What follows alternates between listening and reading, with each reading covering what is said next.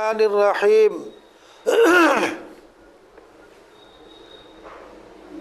عن المقداد بن الاسود رضی اللہ تعالی عنہ قال سمعت رسول اللہ صلی اللہ علیہ وسلم یقول ان السعید لمن جنب الفتن ان السعید لمن جنب الفتن ان السعید لمن جنب الفتن ولمن ابتلی فصبر فواها رواہ ابو داود۔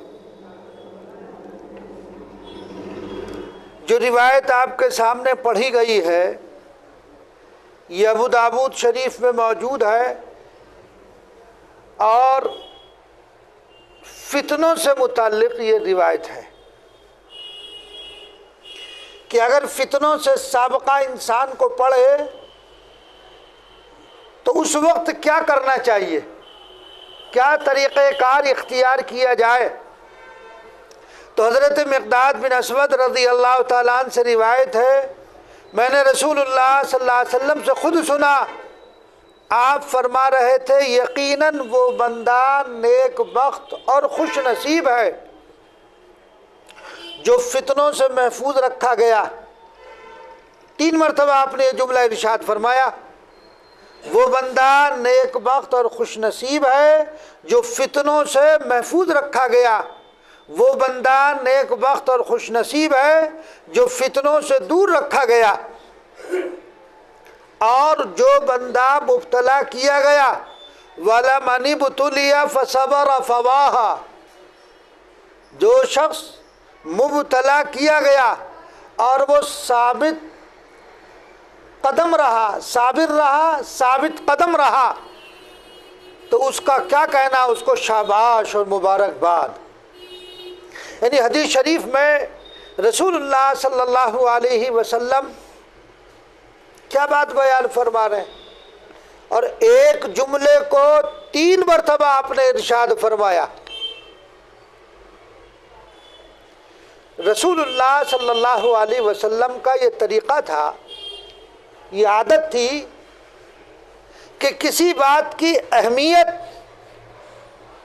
سننے والے کے ذہن نشی کرنی ہوتی تھی، سننے والے کو وہ بات ذہن نشی فرمانا چاہتے تھے آپ، تو آپ اس بات کو بار بار فرماتے تھے تاکہ مخاطب کے، سننے والے کے وہ بات ذہن میں بیٹھ جائے۔ چنانچہ یہاں بھی رسول اللہ صلی اللہ علیہ وسلم نے 3 مرتبہ یہ جملہ ارشاد فرمایا، ان السعید لمن جنب الفتن، یہ 3 مرتبہ ارشاد فرمایا تاکہ سننے والے کے ذہن میں یہ بات اچھی طرح بیٹھ جائے کہ وہ انسان خوش نصیب ہے جو فتنوں سے محفوظ رہا۔ تو یہ بات آپ نے بار بار غالباً اس لیے ارشاد فرمائی کہ کسی بندے کا فتنوں سے محفوظ رہنا فی الحقیقت اللہ تبارک و تعالیٰ کی بہت بڑی نعمت ہے۔ جو انسان فتنوں سے محفوظ رہے تو ظاہر بات ہے کہ اللہ تبارک و تعالیٰ کا اس پر کرم خاص ہے اور خاص فضل ہے اس پر، لیکن چونکہ یہ نعمت نظر نہیں آتی ہے، جو فتنوں سے محفوظ ہے یہ اللہ کی بہت بڑی نعمت اور اس پر کرم اور فضل ہے، لیکن یہ نعمت نظر نہیں آتی، اس لیے ہمیں اس کی قدر نہیں ہوتی ہے۔ اس بہت سے بندوں کو اس کا احساس اور اس کا شعور نہیں ہوتا، اس وجہ سے ان کے دلوں میں اس نعمت کی قدر نہیں ہوتی ہے، نہ اس پر کوئی شکر کا جذبہ پیدا ہوتا ہے۔ یہ بڑی محرومی کی بات ہے۔ رسول اللہ صلی اللہ علیہ وسلم نے یہ بات 3 دفعہ ارشاد فرما کر اس نعمت کی اہمیت اور عظمت ذہن نشی کرنے کی کوشش فرمائی۔ آخر میں فرمایا جو بندہ تقدیر الہی سے فتنوں میں مبتلا کیا گیا اور اس نے اپنے آپ کو تھامے رکھا، یعنی وہ دین پر اور اللہ کے رسول صلی اللہ علیہ وسلم کی وفاداری پر صابر رہا اور ثابت قدم رہا، تو ظاہر بات ہے کہ وہ خوش نصیب انسان ہے، وہ شاباشی کا مستحق ہے، وہ شاباشی کا مستحق ہے، مبارکبادی کا مستحق ہے کہ اس کو مبارکباد کہنا چاہیے کہ فتنوں میں مبتلا ہونے کے باوجود ثابت قدم ہے۔ انسان جیسے کہ آج کل کے حالات چل رہے ہیں، آپ زیادہ واقف ہیں، یہ فتنوں ہی کا دور چل رہا ہے، آپ کو پکڑ لیا جائے، پکڑ کر آپ کو مار دیا جائے، مگر آپ ایمان سے نہیں پھرے، آپ ثابت قدم رہے، تو وہ آدمی باہمت ہے۔ اور وہ آدمی، اس آدمی کا ایسے حالات میں ثابت قدم رہنا حتیٰ کہ اپنی جان بھی قربان کر دے، تو یقیناً وہ مبارکبادی کا مستحق ہے کہ جان دے دی لیکن دین سے نہیں ہٹیں گے۔ اور ایک دوسری روایت ہے، عن ابی ہریرہ رضی اللہ تعالی عنہ قال قال رسول اللہ صلی اللہ علیہ وسلم یتقارب الزمان ویقبض العلم وتظہر الفتن ویلقى الشح ویکثر الحرج قالوا وما الحرج قال القتل رواہ البخاری و مسلم۔ یہ روایت بخاری اور مسلم کے اندر موجود ہے۔ حضرت ابو ہریرہ رضی اللہ تعالیٰ عنہ سے روایت ہے، رسول اللہ صلی اللہ علیہ وسلم نے فرمایا ایک وقت آئے گا، زمانہ قریب قریب ہو جائے گا اور علم اٹھا لیا جائے گا، فتنے نمودار ہوں گے اور انسانی طبیعتوں اور دلوں میں بخل ڈال دیا جائے گا اور بہت ہوگا حرج۔ صحابہ نے عرض کیا کہ حرج کا کیا مطلب؟ آپ صلی اللہ علیہ وسلم نے ارشاد فرمایا اس کا مطلب ہے کشت خون۔ کیا مطلب روایت کا؟ اس حدیث میں رسول اللہ صلی اللہ علیہ وسلم نے امت میں پیدا ہونے والے چند فتنوں کے باب میں آگاہی دی ہے، باخبر کیا ہے کہ یہ فتنے پیدا ہوں گے۔ آپ صلی اللہ علیہ وسلم امت کو باخبر کر رہے ہیں۔ اس سلسلے میں سب سے پہلی بات آپ نے کیا ارشاد فرمائی؟ یتقارب الزمان۔ اس کا کیا مطلب ہے؟ شارحین نے اس کے مختلف مطالب بیان کیے ہیں، لیکن ایک عام فہم جو اس کا مطلب ہے وہ یہ ہے کہ وقت میں برکت نہ رہے گی، وقت میں برکت نہیں رہے گی، جلدی جلدی گزر جائے گا۔ جو کام ایک دن میں ہونا چاہیے وہ کئی دن میں ہوگا۔ چنانچہ آپ تجربہ کر لیجئے، صبح کو اٹھتے ہیں، دن کدھر کو گزر جاتا ہے، شام کیسے گزر جاتی ہے، دنوں کا پتہ نہیں چلتا۔ یہ بھی فتنوں کی علامت بتائی آپ نے کہ کیا ہوگا۔ آپ نے ایک بات یہ فرمائی، یتقارب الزمان، وقت میں برکت نہیں رہے گی، جلدی جلدی گزر جائے گا، یعنی زمانہ قریب قریب ہوگا۔ اس کا ایک مطلب یہ بھی ہے کہ وقت میں برکت نہیں ہوگی، جلدی گزر جائے گا۔ آپ دیکھ لیجئے، ابھی جمعہ آیا تھا، پھر جمعہ آنے کو مہینہ کدھر کو گزر جاتا ہے، سال کیسے گزر رہا ہے، ایک بہت تیزی کے ساتھ گزر رہا ہے۔ تو ایک بات تو آپ صلی اللہ علیہ وسلم نے یہ ارشاد فرمائی۔ دوسری بات آپ صلی اللہ علیہ وسلم نے ارشاد فرمایا، کیا فرمایا؟ علم اٹھا لیا جائے گا۔ اب آپ کے ذہن میں بات پیدا ہوگی، علم کیسے اٹھے گا؟ علم کو اٹھانے کا کیا طریقہ کار ہوگا؟ تو اللہ کے رسول صلی اللہ علیہ وسلم نے کیا فرمایا؟ علم اٹھا لیا جائے گا۔ مطلب علم کیسے اٹھے گا؟ علم جو نبوت کی میراث ہے، العلماء ورثۃ الانبیاء، تو علم جو ہے وہ کیا ہے؟ یہ انبیاء کی میراث ہے۔ علماء اٹھا لیے جائیں گے، علماء اٹھے، علم چلا گیا۔ اس کا مطلب یہ ہے کہ علماء کو اٹھا لیا جائے گا، علم کو اٹھا لیا جائے گا۔ تو علم کو کیسے اٹھایا جائے گا؟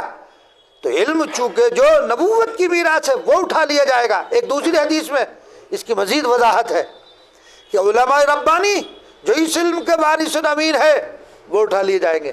کتب خانے موجود رہیں گے، کتب خانے موجود ہیں، کتابیں موجود ہیں، علماء ربانی کو اٹھا لیا جائے گا۔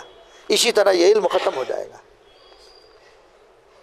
اب آپ دیکھیے، آپ کے دیکھتے دیکھتے کتنے بڑے بڑے علماء دنیا سے رخصت ہو گئے۔ اللہ نے ان کو اپنے پاس بلا لیا، اٹھا لیا۔ اس لیے ان علماء کی قدر کرو، پہچانو ان علماء کی قدر کو۔ ان کے چلے جانے سے علم رخصت ہو جائے گا، پھر کس سے معلوم کرو گے؟ بھئی حضرت مفتی مظفر حسین صاحب علیہ الرحمہ موجود تھے، وہ چلے گئے، تشریف لے گئے، بعد میں افسوس ہو رہا ہم نے ان کی خدمت نہ کی، ان کی مجالس میں نہیں گئے، اب افسوس ہو رہا۔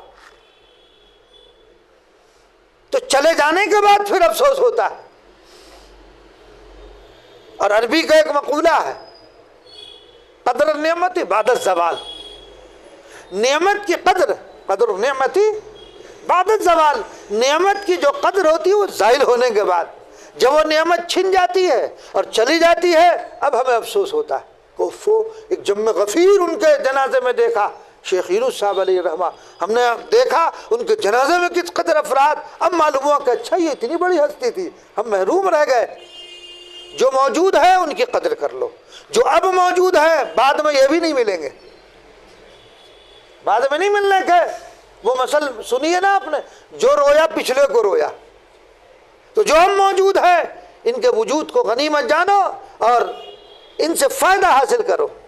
ابھی آپ نے دیکھا سوشل میڈیا پر چل رہا ہے، دیکھا ہوگا آپ نے، خبریں آئیں، پیر ذوالفقار صاحب علیہ الرحمہ، ایک بڑی شخصیت تھی، ایک روحانی شخصیت، اللہ کے پاس چلے گئے۔ اب احساس ہو رہا کہ وہ اچھا اتنی بڑی شخصیت تھی، ہم نے فیض حاصل نہ کیا۔ تو ان شخصیتوں کے چلے جانے کے بعد ہمیں احساس ہوتا ہے کہ ہم نے ان سے استفادہ نہ کیا، ہم نے ان سے کوئی فائدہ حاصل نہیں کیا۔ تو جو موجود ہے کل کو یہ بھی نہیں ملیں گے، انہی سے فائدہ اٹھا لو۔ تو اللہ کے رسول صلی اللہ علیہ وسلم نے کیا فرمایا؟ علم اٹھا لیا جائے گا۔ علم چونکہ نبوت کی میراث ہے، وہ اٹھے گا کیسے؟ علماء ربانی، علماء سو تو موجود رہیں گے، کتابیں بھی موجود، علماء سو بھی موجود، علماء بد موجود رہیں گے، علماء ربانی اٹھ جائیں گے تو علم اٹھ جائے گا۔ تو اس لیے چونکہ علم بھی ایک نور ہے، علم کیا ہے؟ وہ بھی ایک نور ہے۔ تو ظاہر بات ہے کہ جب وہ نور ہے تو وہ نور اسی کے ساتھ اٹھ کر کے چلا جائے گا۔ کس کے؟ عالم گیا، نور اس کے ساتھ منتقل ہو گیا۔ تو اس لیے ہمیں جو موجود ہے ہم ان کی قدر کریں، ان کی قدر کو پہچانیں، نہ قدری نہ کریں، وہ کیسے ہی ہو لیکن آپ کو بات صحیح بتائیں گے، آپ کی رہنمائی غلط نہیں کر سکتے۔ وہ جانے اگر بدعملی ان کے اندر ہے، وہ جانے، اور ان کا رب جانے، ان کا اور رب کا معاملہ ہے، لیکن آپ کو غلط راہ نہیں بتا سکتے، غلط بات نہیں بتائیں گے۔ تو اس لیے جو علماء ربانیین موجود ہیں ان کی قدر کرو، ان کی قدر کو پہچانو، ان کے پاس آؤ جاؤ اور ان سے فیض حاصل کرو۔ تیسری بات آپ صلی اللہ علیہ وسلم نے ارشاد فرمائی، طرح طرح کے فتنے نمودار ہوں گے، طرح طرح کے فتنے۔ اب آپ دیکھ لیجئے کیسے کیسے فتنے ہیں جو اب سے پہلے سننے میں نہیں آتے تھے۔ لڑکیاں آپس میں شادی کر رہی ہیں، لڑکے آپس میں شادی کر رہے ہیں، لڑکا لڑکے سے، لڑکی لڑکی سے آپس میں۔ آپ ماضی میں چلے جاؤ، یہ سب چیزیں نہیں تھی، لیکن ہر دن ایک نیا فتنہ لے کر کے ابھر رہا ہے، ہر دن ایک نیا فتنہ لے کر کے ابھر رہا ہے۔ تو اس لیے یہ جملہ کسی تشریح کا محتاج نہیں، تو ہر دن ایک نیا فتنہ ہے۔ تو اس لیے دوستو ہمیں ان فتنوں سے بچنا چاہیے۔ نبی کریم صلی اللہ علیہ وسلم باخبر کر گئے، کب؟ 14 صدیاں گزر گئی، جی 14 صدیاں گزر گئی، اس سے بھی پہلے رسول اللہ صلی اللہ علیہ وسلم ہمیں مطلع فرما گئے کہ یہ فتنے پیدا ہوں گے، تو لہذا ہمیں ان فتنوں سے دور رہنا چاہیے۔ چوتھی بات آپ صلی اللہ علیہ وسلم نے کیا ارشاد فرمائی؟ ان الفاظ میں آپ صلی اللہ علیہ وسلم نے ارشاد فرمایا وَيُلْقَى الشُّحُّ۔ اس کا کیا مطلب ہے؟ اس کا مطلب ہے سخاوت، فیاضی، ایثار، ہمدردی، یہ جو صفات محمودہ ہیں یہ لوگوں میں سے نکل جائیں گی۔ سخاوت نکل جائے گی، ایک ہمدردی لوگوں میں۔ آپ چلے جائیے، کہیں ایکسیڈنٹ ہو جائے، جلدی سے کوئی اس کی بیچارے کی کو دیکھ بھال کرنے والا نہیں، سب بھاگیں گے، دور بھاگیں گے۔ تو جو ہمدردیاں ہیں وہ ختم ہو جائیں گی۔ آپ دیکھ لیجئے، بھائی بھائی کو مارنے کے لیے تیار ہے، بیٹا باپ پہ پلنے کے لیے تیار ہے، باپ بیٹے کی جو ہے ذبح کرنے کے لیے تیار ہے، ہو رہا ہے۔ آپ روزانہ اخبار میں پڑھ لیجئے، کہ باپ نے بیٹی کو قتل کیا اور بیوی کو قتل کر دیا. آپ دیکھیے، آپ کل کا اخبار پڑھیے، بیٹی کو گلا کاٹ دیا. کتنے واقعات، یعنی ہر روز یہ واقعات رونما ہو رہے ہیں. ہمدردی، باپ اور بیٹے میں جو ہمدردی ہے وہ کہیں اور ہو سکتی ہے؟ نہیں ہو سکتی نا.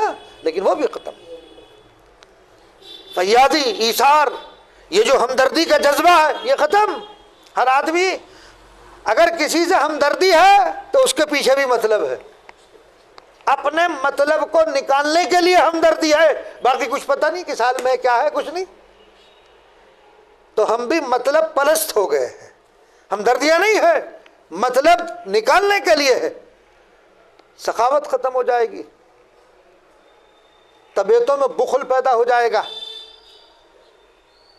ظاہر بات ہے کہ ایک منحوس عمل ہے.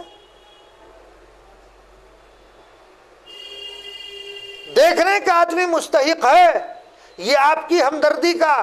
اللہ نے آپ کو پیسہ دیا ہے اس کی ضرورت پر خرچ کرنے کا، آپ کے پاس موقع ہے، لیکن طبیعت میں بخل ڈال دیا جائے گا کہ وہ خرچ ہی نہیں کرے گا. کوئی کسی بھی حال میں رہے وہ کہے گا پیسہ میرا سیف رہے. اور آخری بات آپ صلی اللہ علیہ وسلم نے ارشاد فرمائی جس کا ہم اور آپ کھلی آنکھوں مشاہدہ کر رہے ہیں، کیا ہے وہ؟ قالو، آپ صلی اللہ علیہ وسلم نے کیا فرمایا؟ وَيُكْسَرُ الْحَرَجِ، وَيَكْسُرُ الْحَرَجِ. صحابہ نے پوچھا یا رسول اللہ یہ حرج کیا ہے؟ آپ صلی اللہ علیہ وسلم سے صحابہ کرام رضی اللہ عنہم اجمعین نے پوچھا یہ حرج کیا ہے؟ آپ صلی اللہ علیہ وسلم نے کیا فرمایا؟ حرج القتل. آج آپ دیکھ لیجئے قتل کا بازار گرم ہے. جو جس کو مار دے یہی نہیں پتہ چلا کہ اسے مارا کیوں ہے. یہ زمانہ آ گیا، وہ دور آ گیا ہے. تو آپ صلی اللہ علیہ وسلم نے کیا فرمایا؟ قتل کی کشت و خون، یعنی قتل کا بازار گرم ہوگا. جہاں پکڑا جسے پکڑا مار ڈالا. آپ دیکھ لیجئے، اپنی آنکھوں سے مشاہدہ کر رہے ہیں. اور یہ امت کے تباہ ہونے کی علامت ہوگی. یہ ساری چیزیں جب پائی جائیں گی تو کیا ہوں گی؟ امت تباہ ہو جائے گی. اور یہ بہت بڑا گناہ. آپ اخبار اٹھا کر دیکھ لیجئے، روز یہ خبر آتی فلاں جگہ ماپ لنچنگ کر دی گئی، مسلمان کو پکڑا قتل کر دیا، ہاتھ پیر توڑ دیے گئے. ابھی آپ نے واقعہ سنا ہوگا وہ اطہر حسین کا، اخبار میں بھی آیا، سوشل میڈیا پہ بہار کے اندر ہوا. کس بے دردی سے اسے مارا گیا، پلاس سے کان کھینچ دیا گیا. اس کے سینے پر 2 آدمی چڑھ گئے، اس کو خون کی الٹی ہوئی، گرم سلاخ اس کے لگا دی گئی. یہ حالات ہو رہے ہیں اس وقت. تو دیکھو رسول اللہ صلی اللہ علیہ وسلم نے کب فرمایا، اور آج آپ دیکھ لیجئے. مل حرج، حرج کیا ہے صحابہ پوچھ رہے ہیں. کہا فرمایا قتل، قتل ہوگا لوگوں کا. گھورا دے سریعام قتل ہو رہا. کوئی پرسان حال نہیں، کوئی آواز اٹھانے والا نہیں، کوئی کہنے والا نہیں. زبانیں کنگ ہیں، گونگی ہو گئی ہیں، بند ہو گئی ہیں. اللہ تبارک و تعالی ہماری حفاظت فرمائے. ایک اور روایت ہے عن معقل ابن یسار قال قال رسول اللہ صلی اللہ علیہ وسلم العبادۃ فی الحرج کہجرت الیہ. حضرت معقل بن یسار رضی اللہ تعالیٰ عنہ سے روایت ہے، رسول اللہ صلی اللہ علیہ وسلم نے فرمایا کشت و خون کے زمانے میں، قتل و غارت گری کے زمانے میں عبادت میں مشغول ہو جانا ایسا ہے جیسا ہجرت کر کے میری طرف آ جانا. جب قتل کا چاروں طرف بازار گرم ہو اور پتہ ہی نہیں چل رہا کہ کیوں قتل کیا، کیوں گولی مار دی گئی، کیوں چاپڑ سے قتل کر دیے گئے، یہ پتہ ہی نہیں چلے، تو آپ نے کیا فرمایا؟ ایسے وقت میں عبادت پر قائم رہنا، عبادت میں مشغول رہنا، اللہ کی بندگی میں مشغول رہنا ایسا جسے میری طرف ہجرت کرنا. تو جو باتیں رسول اللہ صلی اللہ علیہ وسلم نے ارشاد فرمائی حرف بحرف ہم اپنی آنکھوں سے مشاہدہ کر رہے ہیں، ہم اپنی آنکھوں سے دیکھ رہے ہیں. اللہ ہم سب کی حفاظت فرما، ان فتنوں سے خداوند قدوس محفوظ فرما. اور ایک بات اور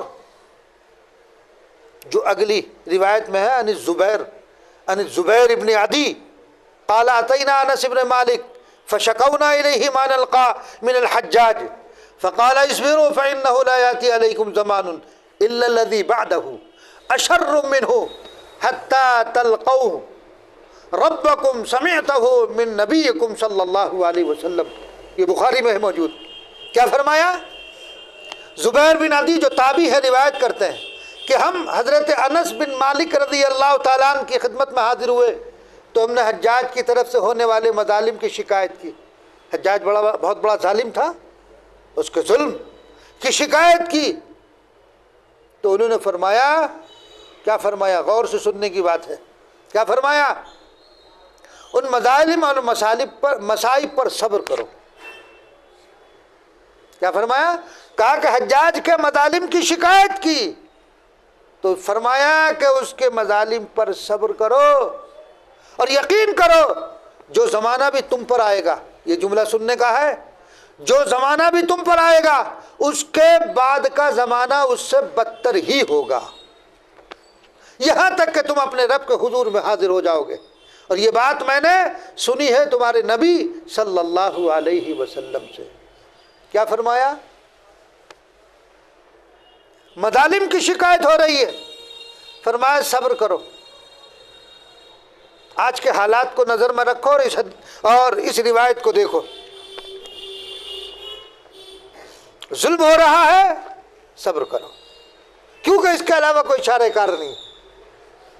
اور آگے جو بات فرمائی جا رہی ہے اِلَّا الَّذِي بَعْدَهُ أَشَرٌّ مِّنْهُ، اس کے بعد جس زمانے میں آپ موجود ہیں اس کے بعد جو زمانہ آنے والا وہ اس سے بھی زیادہ شرارت کا ہے، اس سے بھی زیادہ فتنوں کا ہے. جو ظلم اب ہو رہے ہیں یہ نہ سمجھو کہ ظلم کم ہوگا، بڑھے گا. ظلم بڑھے گا، کفر بڑھے گا، کم نہیں ہوگا. یہاں تک کہ تم اپنے رب پروردگار سے ملاقات کر لو تو یہ ظلم تو بڑھے گا. آپ نے کب بات ارشاد فرمائی؟ آج اس کا اپنی آنکھوں سے مشاہدہ کر لیجئے. ہر جانب فتنے ہی فتنے ہیں، بالخصوص مسلمانوں کے لیے.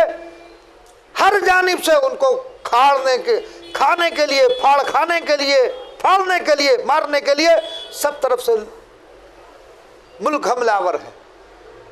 سب طرف سے لوگ چاہتے ہیں کہ مسلمانوں کو ختم کر دیا جائے، انہیں بھون ڈالا جائے، ان کو رہنے کا کوئی حق نہیں ہے، انہیں ختم کر دیا جائے. تو آپ صلی اللہ علیہ وسلم سے یہ بات سنی ہوئی ہے کہ ایسا بھی دور آئے گا. وہ آ گیا. حجاج کے مظالم کو اس کے متعلق میں نے پڑھا ہے کہ جب جنگ ہوتی تھی تو کامیابی پتہ کیسے ہوتی تھی؟ انسانوں کی کھوپڑیاں سر کاٹ کے مینارے بنائے جاتے تھے. جس کا مینارہ اوپر نکل گیا وہی جیتتا تھا جنگ میں.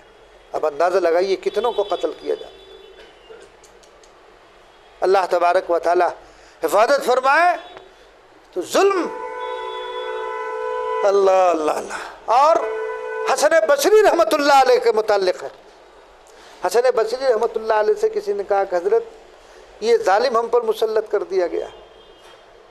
حجاج کے متعلق لکھا ہے، حضرت حسن بصری رحمۃ اللہ علیہ فرماتے ہیں اس کے ظلم اتنے ہیں، ایک پلڑے میں اس کے مظالم کو رکھ دیا جائے اور ایک پلڑے میں پوری امت کے رکھ دیا جائے تب بھی اس کا پلڑا جھک جائے گا. اتنا بڑا ظالم تھا وہ. تو حسن بصری رحمۃ اللہ نے فرمایا ہمارے اعمال ایسے ہیں کہ ہم پر خنزیر اور سوروں کو مسلط کر دیا جائے. اس وقت فرما رہے جبکہ وہ خیر القرون کا دور ہے.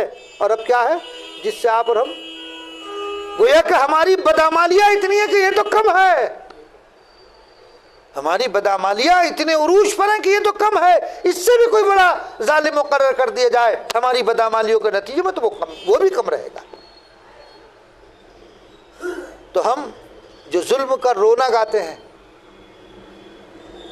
ہماری زبانوں پر، ہر ایک کی زبان پر یہ رہتا ہے. تو لہذا صبر کرو. ان اللہ مع الصابرین. اور کیا کر سکتے ہو یہ بتاؤ؟ کچھ بھی نہیں. زبان کھولنا مشکل، کہنا کچھ مشکل ہے. تو اس لیے صبر کرو، اور اس کے بعد کا جو دور آنے والا ہے وہ اس سے بھی زیادہ ظلم پر مبنی ہوگا۔ لیکن مسلمان اپنے احوال کو درست کرنے کے لیے تیار نہیں ہے، وہی عیاشیاں ہیں، وہی فحاشیاں ہیں، وہی شراب کا پینا ہے، شراب کا عام، جوا کھیلنا ہے، مختلف خرافات کے اندر مبتلا ہونا ہے، راتوں کو دیر دیر تک جاگنا، اللہ سے رابطہ نہیں، نمازوں کی پابندی نہیں، اعمال ہمارے صحیح نہیں، تو پھر کیا ہوگا؟ پھر تو حالات بدتر سے بدتر آئیں گے۔ اللہ تبارک و تعالی ہماری حفاظت فرمائے، ہماری حفاظت فرمائے۔ تو بہرحال یہ سفاق تھا، لیکن ایک عجیب بات بتاؤں میں آپ کو، اتنا بڑا ظالم حجاج ابن یوسف، حضرت تھانوی رحمۃ اللہ علیہ کے ملفوظات میں میں نے پڑھا، انہوں نے فرمایا کہ اتنا بڑا ظالم ہونے کے باوجود 200 رکعت نفل روز پڑھتا تھا۔ کتنی؟ 200 رکعت نفل۔ آج کا بڑا سے بڑا ولی بھی نہیں پڑھتا ہوگا، یہ بھی حال تھا۔ اور ایک مرتبہ کا اس کا واقعہ لکھا ہے کہ یہ حجاج ابن یوسف جا رہا تھا، سفر کر رہا تھا، تو ایک جگہ ایک چرواہے سے ملا، تنہا تھا، یہ چرواہے سے ملا۔ اس چرواہے سے پوچھا اس وقت کا ظالم کون ہے، اس وقت کا جو بادشاہ ہے وہ کیسا ہے؟ تو چرواہے نے، بکری چرانے والے کو چرواہا کہتے، تو چرواہے نے کہا سفاک، ظالم، خوخار۔ اور یہ مشہور تھا حجاج ابن یوسف کو متعلق کہ زبان سے پہلے اس کی تلوار چلتی تھی۔ وہ جو چرواہا یہ کہہ تو گیا، وہ حقیقت کہا اس نے۔ تو حجاج نے کہا مجھے جانتے ہو کہ نہیں، کہ میں ہی حجاج ہوں۔ وہ گھبرا وہ اب تو گئے، لیکن وہ بھی ہوشیار تھا، اس نے کہا آپ میری بات کا برا نہ مانیے گا، اس لیے کہ مجھے جو ہے مہینے میں ایک مرتبہ مرغی کا دورہ اٹھتا ہے، مجھے مرغی کا دورہ اٹھتا ہے، اور وہ آج کا دن ہے، وہ آج کا دن ہے، آج مرغی کا دورہ میں ہوں میں، اس لیے میری بات کا برا نہ مانیے گا۔ معاف کر دیا۔ ایسا بھی تھا۔ بہرحال اللہ تبارک و تعالی ہماری ان فتنوں سے حفاظت فرمائے، یہ بہت فتنوں کا دور ہے۔ کتاب الفتن کی یہ روایتیں ہیں، نبی کریم صلی اللہ علیہ وسلم ہمیں آگاہ اور متنبع فرما رہے ہیں، باخبر فرما رہے ہیں کہ دیکھو یہ فتنے آئیں گے، ان سے محفوظ رہنا، ایسے فتنوں میں کیا کرنا ہے۔ آپ کی نگاہ نبوت آج کے حالات کو دیکھ رہی تھی کہ ایسے بھی حالات آئیں گے۔ تو بہرحال ہمیں ان فتنوں سے بچنا ہے۔ فتنوں سے بچنے کی شکل یہی کہ جو فتنے پیش آئے، ظلم پیش آ رہے ہیں، مظالم، اس پر صبر کریں، اور ہم یہ اللہ تبارک و تعالیٰ کی طرف متوجہ ہو جائیں۔ حل کرنے والی ذات مسائل کو اللہ تبارک و تعالیٰ کی ذات ہے، جو کام ہمارے ذمہ ہم اس میں لگیں، جتنا ہم کر سکتے ہیں جو کام شریعت کے مطابق ہم اس میں لگیں۔ تبصروں سے کوئی فائدہ نہیں، کوئی فائدہ ہے؟ چند آدمی بیٹھ گئے، وہ اخبار پڑھ کے آئے، وہ اپنا اگل لے مطالعہ بتا رہے اپنا، وہ انہوں نے سوشل میڈیا پہ سنے، وہ بتا رہے آگے، اس کا کوئی فائدہ ہے؟ کوئی بھی نتیجہ نہیں۔ تو لہذا اپنے اس وقت کو جو اس گپاسٹنگ میں آپ گزار رہے ہیں، اس کو اللہ کی طرف متوجہ کر دیں۔ اللہ ہی تمام مشکلات کا حل کرنے والا ہے۔ اللہم صلی علی سیدنا و نبینا و مولانا محمد عبدہ و رسولہ ربنا ظلمنا انفسنا وان لم تغفر لنا وترحمنا لنکونن من الخاسرین لا الہ الا انت سبحانک انی کنت من الظالمین۔ اے اللہ ہمارے گناہوں کو معاف فرما، خطاؤں کو درگزر فرما، ہم پر رحم اور کرم کا معاملہ فرما۔ اے اللہ یہ فتنوں کا دور ہے، جن فتنوں سے نبی کریم صلی اللہ علیہ وسلم نے ہمیں باخبر فرمایا۔ اے اللہ آپ سچے، سب سے زیادہ سچے آپ ہیں۔ اے اللہ جو بات آقا نامدار جناب رسول اللہ صلی اللہ علیہ وسلم نے ارشاد فرمائی، اللہ وہ حرف بحرف صادق آ رہی ہے۔ خداوند قدوس ان فتنوں سے ہماری حفاظت فرما۔ اے اللہ ہم تو ویسے ہی کمزور ہیں، جسمانی اعتبار سے بھی کمزور ہیں، اور ہمارا ایمان بھی اللہ کمزور ہے، ہر اعتبار سے کمزور ہے۔ رب کریم تو ہماری حفاظت فرما۔ اے اللہ حفاظت فرما، ہم تیرے امتحان کے قابل نہیں ہیں، اے اللہ تو ہماری آزمائش نہ فرما، امتحان نہ لے، اے اللہ تو ہمارے امتحان نہ لے۔ خداوند قدوس ہم تو گناہ گار، خطا کار، رات و دن گناہ میں مبتلا، کوئی گناہ ایسا نہیں جو ہم سے نہ چھوٹتا ہو، ہم وقت تیری نافرمانی، اے اللہ ہر وقت کوئی نہ کوئی گناہ میں ملوث، تو ہماری زندگی تو گناہوں میں سیئات میں گزر جاتی ہے۔ میرے مولا ہمارے ہر گناہ کو معاف فرما، کہ آپ کے علاوہ کوئی معاف کرنے والا نہیں، ایک آپ ہی کی ذات ہے، رب کریم آپ ہی کی ذات ہے۔ اے اللہ ہم تجھی سے امید لگائے ہوئے ہیں، ہماری امیدیں آپ ہی سے وابستہ ہے۔ میرے مولا ہم کمزور ہیں ہر اعتبار سے، اے اللہ جسمانی اعتبار سے، روحانی اعتبار سے کمزور ہیں۔ میرے مولا ہماری کمزوری پر رحم فرما۔ اے اللہ کتنے لوگ بے گناہ مارے جا رہے ہیں اور جیلوں میں کتنے داخل ہیں، اے اللہ ان سب کی رہائی کے اسباب پیدا فرما، غیب سے ان کی آنت اور مدد فرما دے۔ رب کریم کب آپ کی طرف سے بلاوا آ جائے ہم سب کو جانا پڑے گا، اے اللہ وقت آئے موت خاتمہ ایمان پر فرما، اے اللہ خاتمہ ایمان پر فرما۔ الہ العالمین پیر ذوالفقار صاحب کی بال بال مغفرت فرما، وہ تیرے اے اللہ وہ تیرے محبوب بندے تھے، اے اللہ کتنوں کو ان سے فیض ہوا، رب کریم اب آپ نے اپنے پاس بلا لیا، اے اللہ ان کو وہاں کی بہاریں عطا فرما، اے اللہ ہمیں بھی جب تک زندہ رکھیو ایمان پر قائم اور دائم رکھ، اے اللہ اس ایمان کی حالت میں ہمارا انتقال ہو۔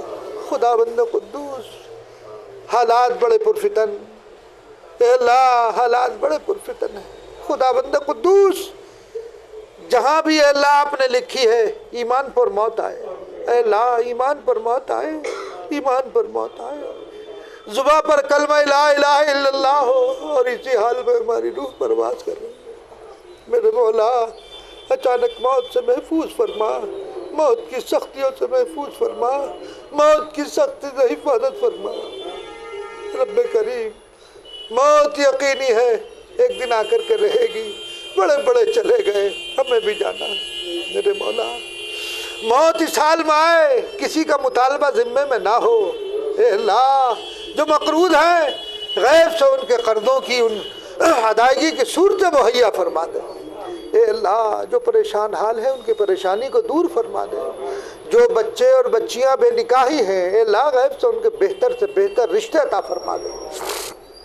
جتنے اللہ اس مجلس میں لوگ موجود ہیں اے اللہ آپ علیم اور خبیر ہیں، ہر ایک کی جائز مراد کو پورا فرما، اے اللہ ہر ایک کے جائز مقصد میں کامیابی عطا فرما۔ رب کریم ہماری غیب سے اعانت اور مدد فرما۔ رب کریم کوئی نہیں ہمارا پرسان حال، اے اللہ کوئی ہمارا پرسان حال نہیں، صرف آپ ہی کی ذات ہے، آپ ہی کی طرف نگاہیں ہیں۔ میرے مولا ہماری حفاظت فرما، ہماری حفاظت فرما۔ اے اللہ غزہ کے لوگ بارش ابھی بارش ہوئی، سردی کا موسم، اے اللہ ترپال ڈال رکھے، کس قسم پرسی میں وہ اپنی زندگی کو گزار رہے ہیں، اللہ تو ان کی مدد فرما۔ یہاں سے ہم کیا کر سکتے ہیں سوائے دعا کے، اللہ اے اللہ ان کی مدد فرما، غیب سے اعانت فرما، اے اللہ ان کی مدد فرما، اے اللہ ان کی مدد فرما۔ پورے عالم میں امن و امان کا معاملہ فرما، ہمارے ملک میں بھی عافیت کا معاملہ فرما، دنگے اور فساد سے